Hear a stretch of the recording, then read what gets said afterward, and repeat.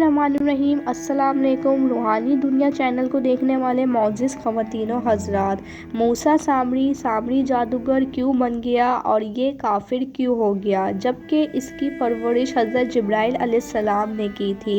ये सब कुछ जानने के लिए वीडियो को एंड तक देखिएगा, और अगर मेरे चैनल पर नए हैं तो मेरे चैनल को सब्सक्राइब करके बेल आइकन को प्रेस कर दीजिए और एक बार दुरूद इब्राहिम पढ़ लीजिए। अल्लाहुम्मा सल्ली अला मुहम्मदिन व अला आलि मुहम्मदिन कमा सल्लैता अला इब्राहीम व अला आलि इब्राहीम इन्नका हमीदुम मजीद। अल्लाहुम्मा बारिक अला मुहम्मदिन व अला आलि मुहम्मदिन कमा बारकता अला इब्राहीम व अला आलि इब्राहीम इन्नका हमीदुम मजीद। कौम बनी इसराइल तारीख की ऐसी कौम है जिनकी तरफ अल्लाह ने सबसे ज़्यादा पैगंबरों को मबूस किया, जो हर दौर में उस कौम की रहनुमाई करते रहे। अल्लाह ने बनी इसराइल को एक लंबे अरसे तक दुनिया के दूसरे कवाम पर सबकत दी और दुनियावी उरूज अता फरमाई। बनी इसराइल को बेशुमार नेमतों से भी नवाजा गया था। इसके बाद भी ये कौम अल्लाह की नाफरमान साबित हुई। यहूदियों ने अपनी तरफ भेजे गए बेशुमार नबियों को कत्ल किया, अल्लाह के हुक्म की पामाली की और हर तरह के शिर्क में मुब्तला हो गए। ये मुजरिम कौम पर जब अजाब मुब्तला होता तो ये अपने पैगंबरों पर ईमान लाकर उनकी पैरवी शुरू कर देते, और जैसी उन पर से अजाब हटा दिया जाता वो दोबारा मुनकिर बन जाते। कुरान मजीद में इसराइल की सरकशी और नाफरमानी के मुतालिक बहुत सारे वाक़ियात मौजूद हैं, जिनमें एक काबिल ज़िक्र वाक़या सामरी जादूगर का वाक़या है, जिसने बनी इसराइल को भटका कर इन्हें एक बछड़े की पूजा में लगा दिया था। रिवायतों के मुताबिक सामरी का असल नाम मूसा इब्ने जाफ़र था। सामरी जिस साल पैदा हुआ था उस साल फ़िरौन ने तमाम इसराइली बच्चों को कत्ल करने का हुक्म दिया था। जब सामरी की माँ को पता चला कि फ़िरौन के सिपाही उसके बच्चे को कत्ल कर देंगे तो उसने अपने बच्चे को दूर जंगल में एक गाड़ में बंद कर दिया और ऊपर से पत्थर बंद कर दिए। इधर अल्लाह ने अपने फरिश्ते हज़रत जिब्राइल अलैहिस्सलाम को इस बच्चे की हिफाजत और ग़िज़ा देने का काम दिया। लिहाजा जिब्राइल अलैहिस्सलाम रोज़ आते और इस बच्चे को अपनी उंगली चटा देते, जिससे दूध और शहद बच्चे को मिल जाता, और फिर एक दिन वो बच्चा उसी गाड़ में बड़ा हो गया। उसका नाम भी मूसा था और हज़रत मूसा अलैहिस्सलाम का नाम भी मूसा था। एक तरफ मूसा सामरी को जिब्राइल अलैहिस्सलाम ने पाला था तो दूसरी तरफ हज़रत मूसा अलैहिस्सलाम की परवरिश फ़िरौन के घर में हुई थी। लेकिन फ़िरौन के घर परवरिश पाने वाले हज़रत मूसा अलैहिस्सलाम को अल्लाह के रसूल बन गए और जिब्राइल अलैहिस्सलाम का पला हुआ मूसा सामरी काफिर बन गया। दरअसल जब अल्लाह ताला ने बनी इसराइल को फ़िरौन की गुलामी से निकाला और फ़िरौन की कौम को फ़िरौन के साथ दरियाए नील में गर्क कर दिया, तो ये कौम हज़रत मूसा अलैहिस्सलाम के साथ वादिये सीना में हिजरत कर गई। वहाँ अल्लाह ताला ने मूसा अलैहिस्सलाम से वादा किया कि इन्हें एक किताब तौरात अदा की जाएगी।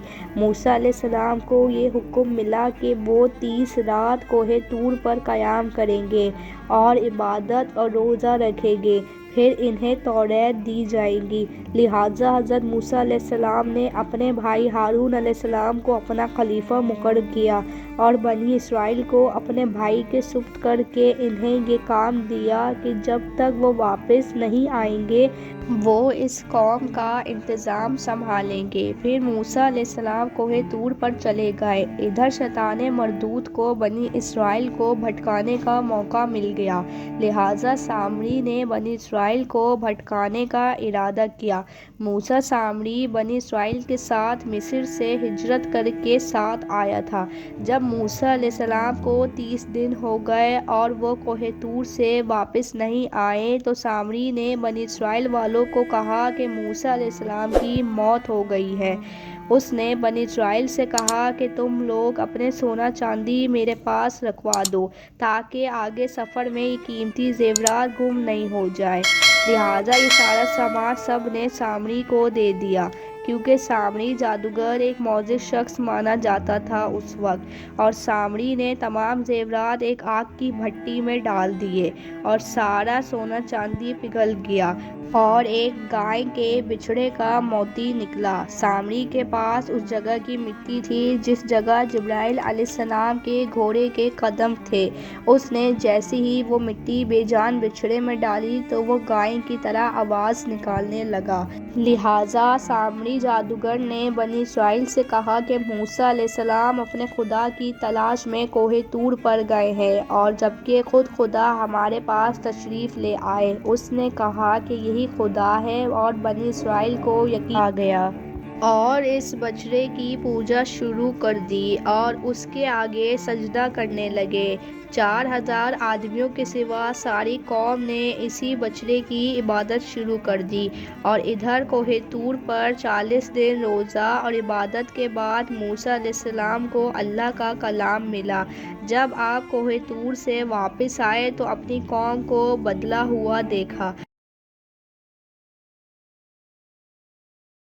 کہ لوگ ایک بچڑے کی پوجا میں مصروف تھے۔ یہ دیکھ کر موسیٰ علیہ السلام کو شدید غصہ آیا اور اپنے بھائی ہارون کو داڑھی سے پکڑا اور کہا کہ میں تمہیں اپنی قوم کی ذمہ داری دے کر گیا تھا، تو یہ شرک کیسے ہو گیا اور لوگ بچڑے کی پوجا کیوں کر رہے ہیں؟ تو ہارون علیہ السلام نے کہا، اے میرے بھائی، مجھے ملامت مت کرے، اس قوم نے میری بات نہیں مانی، میرے لاکھ سمجھانے کے باوجود یہ اس عمل میں پڑ گئے اور مجھے جان سے مارنے کی دھمکی بھی دی، لیکن میں ان ظالم لوگوں میں شامل نہیں ہوا۔ پھر جب موسیٰ علیہ السلام کا غصہ کم ہوا تو اللہ سے اپنے بھائی کی بخشش مانگی۔ بنی اسرائیل نے جب موسیٰ علیہ السلام کو دیکھا تو وہ بہت شرمندہ ہوئے۔ موسیٰ علیہ السلام نے سامری سے پوچھا کہ تو نے اس قوم کو باطل کے راستے پہ کیوں لگا دیا؟ تو سامری نے کہا، میرے نفس نے مجھے اس کام کے لیے مجبور کیا تھا۔ حضرت موسیٰ علیہ السلام نے اس بچڑے کو جلا کر راکھ کر دیا اور ٹکڑے ٹکڑے کر کر سمندر میں بہا دیے۔ پھر روایتوں میں آتا ہے کہ موسیٰ علیہ السلام پر حکم نازل ہوا کہ آپ 80 آدمیوں کو کوہ طور پر لے جائیں اور دعا مانگیں کہ بچڑے کو ماننے والوں کی معافی مل جائے۔ لہٰذا حضرت موسیٰ علیہ السلام نے اچھے لوگوں کو چنا اور کوہ طور پر لے گئے۔